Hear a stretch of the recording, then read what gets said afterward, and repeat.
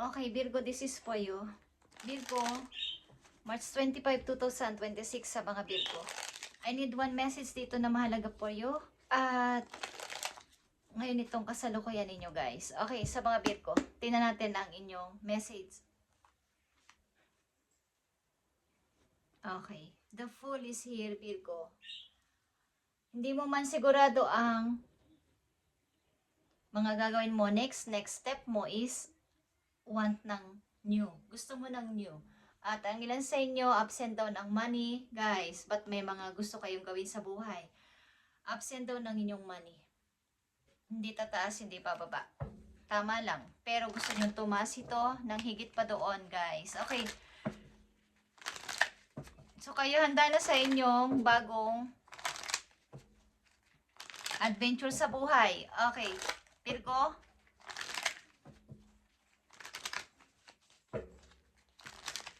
tingnan natin ang inyong message.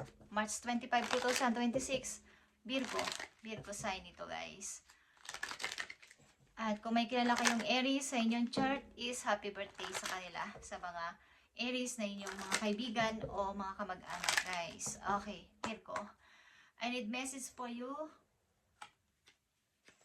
Thank you, Spirit. Okay, Virgo. Okay. Tingnan natin ang inyong message, guys. At maaaring instead na i-push nyo yung sarili sa mahihirap na hindi pa nangyayari, guys, is magkaroon kayo ng parang sumunod o sumabay sa agos ng sitwasyon sa ngayon. Okay?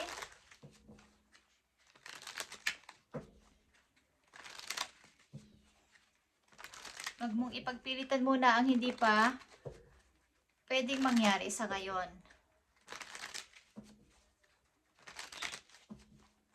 Tingnan natin itong nakapaloob dito sa inyong message na napakahalaga, guys. Titingnan natin to. Sa mga Virgo. Okay. Matatalino kayo, guys. Matalino mga Virgo na nandito sa reading. Okay, tingnan natin ang inyong message na mahalagang mahalaga. Okay, nandito kayo sa Two of Swords, guys. Gulong-gulo sa isip. Gulong-gulo ang inyong isip. Alin ba dito? Ano ba dito? Ano ba ang dapat kong gawin? So, kayo ay maaaring nag-overthink or hindi nakakapag-isip ng maayos sa inyong kasalukuyan. Maraming gumugulo at andito yung pagiging mag-isa. Okay? Yan sa mga Virgo. So, kaya sabi ko sa inyo, instead of pushing yourself so hard, stop, breathe, and reevaluate. Okay, guys? Nagawa mo na ang dapat mong gawin. So, sa ngayon, huminga ka mo ng malalim. Okay? Maglakad-lakad. I-relax ang sarili. Okay? Huwag mo nang ipilit ang hindi pa dapat na nandyan. Darating at darating ang tamang pagkakataon, tamang timing para sa inyong mga iniisip sapagkat andito yung the Fool, gusto nyo ng bagong-bago sa inyong buhay. Bagamat unknown, ang mga susunod yung step pa is gusto nyo ng new. Okay, guys? So, kailangan yung mag-relax. I-relax ang isip para makapag-desisyon ng tama. Andito ang Two of Swords, guys. Okay. At ano tong Two of Swords na to? Nandito ang Hierophant, guys. Hierophant. Ito yung mga minor na problema sa family. Sa family nyo, sa buhay mag-asawa nyo, sa buhay magkasintahan nyo, or sa inyong buhay pamilya, guys. Is merong mga usapin. Mayroong family issues, Virgo. Okay? May usapin na parang mga problema. Problema sa pagpapamilya, problema sa usaping pera, usapin sa mga nakaraan, inuungkat-ungkat pa, okay, Virgo? So, meron. Kung kayo nasa buhay mag-asawa, meron kayong problema dito na pinag-uusapan. Okay. At nandito yung Knight of Wands. Knight of Wands, guys. Nandito din ang Judgment, Virgo. Yeah. Mukhang kung kayo ay nasa buhay mag-asawa, Virgo, is Malamang at sa malamang is parang wala ng buhay. Okay? Kumbaga, hindi ko alam kung magkasama pa kayo sa bahay o kayo pa rin ng mag-asawa pero parang wala nang kwenta ang pagsasama. Nagsasama na lang dahil sa mga bata. Kaya andito yung pag-overthink, andito yung kaguluhan sa inyong isip. At marami ka mang plano, dapat gawin is udlot-udlot, pa-delay-delays. Okay. At maaaring meron ditong isang person guys na plano na parang i-comfort kayo. Something na tulungan kayo, kausapin, pero hindi rin naman makalapit sa inyo. Okay? Sa parang makisali sa inyong problema. Okay? Parang anong kanyang intention is alam niyo yun sa sarili ninyo. But sa inyong buhay mag-asawa dito ay parang wala ng buhay. Okay, wala ng saysay. At maaaring nagtapos na, okay? Magtatapos na ang buhay mag-asawa na to. Guys, tingnan natin to.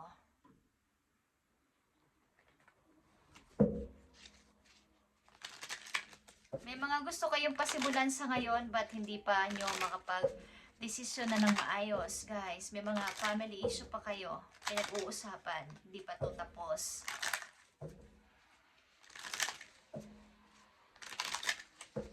Ang ilan din sa inyo may mga pinag-uusapan about sa conjugal. Okay? Mga pinaghahati-hatian. Ari-arian, guys.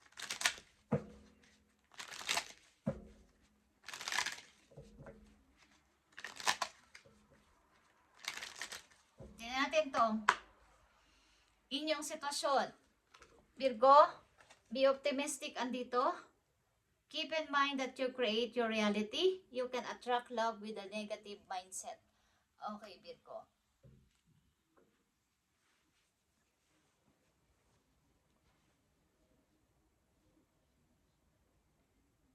So kung kayo ay wala pa sa pag-ibig o kayo ay nahiwalay na dito sa pag-ibig na to, is may dalawang gumugulo sa inyo dito sa inyong utak.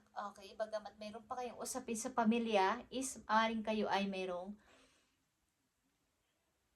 tinatangi sa inyong puso. Okay guys, but hindi nyo mapagdesisyonan pa sa ngayon sapagkat andito yung mga problema pa sa paligid ninyo. Okay? Hindi pa tapos na usapin ito sa pamilya. Guys, titingnan natin to.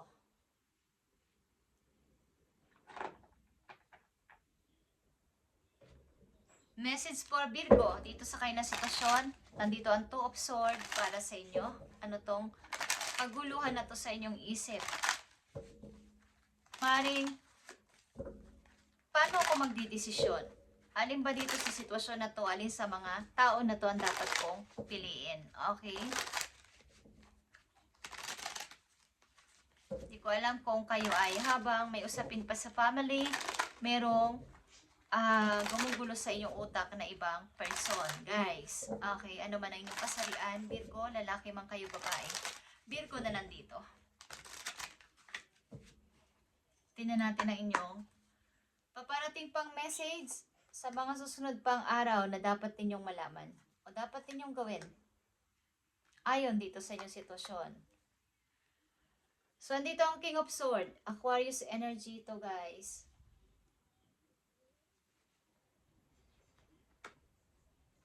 Kailangan mo maging matibay sa buhay, matibay sa iyong desisyon, at gawin lang ang nararapat. Yung alam mong tama. Okay, Virgo. Tingnan natin itong inyong sitwasyon. O message, 4 of Cups is here. Mga pagda-doubt. Paninimbang talaga sa 2 situation, guys. Okay. Andito ang Queen of Cups, Virgo. Ito ay motherhood figure. Guys, maaaring kayo isang mother or may involved sa inyong ang inyong mother. Andito ang 5 of Swords. So, nasa gitna nito ang mother sa mga alalahanin na to. Okay, nasa gitna ang energy dito ng Queen of Cups. Yung tipong pasensyosa, merong unconditional love. So, meron kayo ditong bilang isang mother siguro, meron kayong nasa gitna kayo ng two situation. Guys, na tinitimbang nyo alin ang dapat piliin ng puso ko this time. Okay? Andito yung pagda-doubt. Ano dito ang dedesisyonan ko? Sa una pa lang, hindi na kayo makapag-decide. At tatagal kasi meron pa kayong usapin. Hindi pa close ang usapin na to sa family issue. Family issue ito. Okay, hindi pa to tapos sa usapin at meron kayong mga planong gawin na, mga bagong gawin na, pero hindi pa maumpi-umpisahan. At nahihirapan kayo this time. Okay? May gusto na kayong isakripisyo, may gusto na kayong alisan, pero andito pa din kayo naka-stuck. Okay? At nakikiramdam. Okay, Virgo, tingnan natin ang message for you. Whatever you have been putting off, don't procrastinate any longer. Tackle that long overdue project. You will feel better once you begin. Start with one thing at a time. Thoughts and ideas not acted upon are just laying in wait. You can do this. Okay. Ito ay parang usapin na to pero hindi pa ma-close. Kung ito ay gusto nyo nang tapusin na ng mas madali at para mawalan na tong inyong mga isipin na to is dapat nyo nang pag-usapan agad ng sa lalong madaling panahon nito para yung pagdududa mo, pagdadoubt mo sa yung mga bagong gagawin pa, dahil nandito ang the Fool para sa iyo is, nandito din ang Magician, is hindi na maantala o hindi na magkaroon ng delays. Sapagkat natagal is naka-stuck ka pa din dito. Okay? Titignan natin pa ang message po you, Virgo. So, ang dami mong isipin everyday. Hindi rin kayo napagkakatulog, ilan sa inyo. At puro paninimbang, pag-iisip-isip, isip ng isip. Kasi ang mga Virgo din ay master ng kanilang mind. Mahilig sila mag-isip. Okay.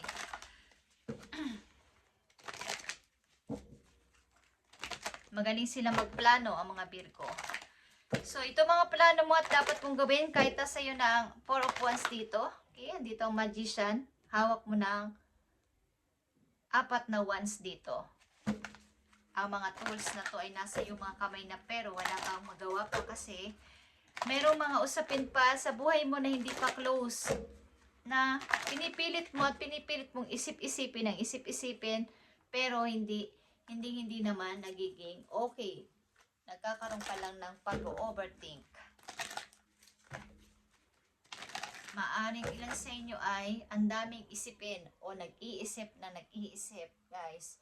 Ano ang mga dapat kong gawin? So, instead of pushing yourself so hard, stop, breathe, and reevaluate. Guys, okay, message po yung Virgo. Andito ang inspiration, Virgo. Be prepared as you soon receive a visit from Fairy of Inspiration. Come dusk or dawn, she can call at any time. Okay, guys. So, dapat kayong maging masaya. Magkaroon ng, siguro yung pag-abot sa pag-ibig, this time. Andito yung inyong pagbagsak. Okay, maaaring kayo ay walang pag-ibig. Ilan dito mga Virgo na nandito sa reading. Walang inspiration na masasabi para magkaroon ng magkaroon ng direksyon. Ano ba ang dapat kong mga susunod na gagawin? Okay. Paring usapin na pamilya nito, hindi pa matapos-tapos at ito ang inyong problema sa ngayon. Tingnan natin, silipin natin ang inyong past life, guys. Virgo, kung nauugnay pa kayo sa inyong past life, sa inyong present. Para ito sa mga Virgo. Tingnan natin, Virgo. Okay, sa inyong past life, nandito ang health issue. Okay? Sa inyong past life, kayo ay merong health issue na masasabi. So, sana sa inyong present is ingatan ninyo ang inyong health, okay, ang inyong kalusugan, maring something infection. Okay? So, hindi ito pananakot, guys. Okay, ito ay isang babala. Something na message na dapat ninyong ingatan kung ito inyong maririnig at mapapanood. Okay? Iwasan ninyo ang masyadong pag-iisip. Okay, guys. So, sa inyong past life ito, sana huwag niyong pabayaan ang inyong kalusugan. Okay? Something health issues is meron kayo sa inyong past. At ito ay genetic illness, infection, something kung saan. Okay? At slander ang inyong trauma sa inyong past. Sa inyong love, about sa inyong love is slave. Okay? Something na siya lang ang nagmamahal o siya lang ang minamahal. Ay guys, sa inyong past life. At identity, kayo ay isang bata. Okay. Sa inyong past life. Isang anak. Okay. Kaya ditong mother, mukhang kayo din ay namimiss nyo ang inyong mother o dapat nyong hingan ng advice sa inyong mother tungkol dito sa inyong sitwasyon na to. Okay, guys? At ang ilan sa inyo sa inyong past life, ang inyong location ay sa Europe. Okay, sa Europe. Taga-Europe kayo sa inyong past life. Okay, Virgo?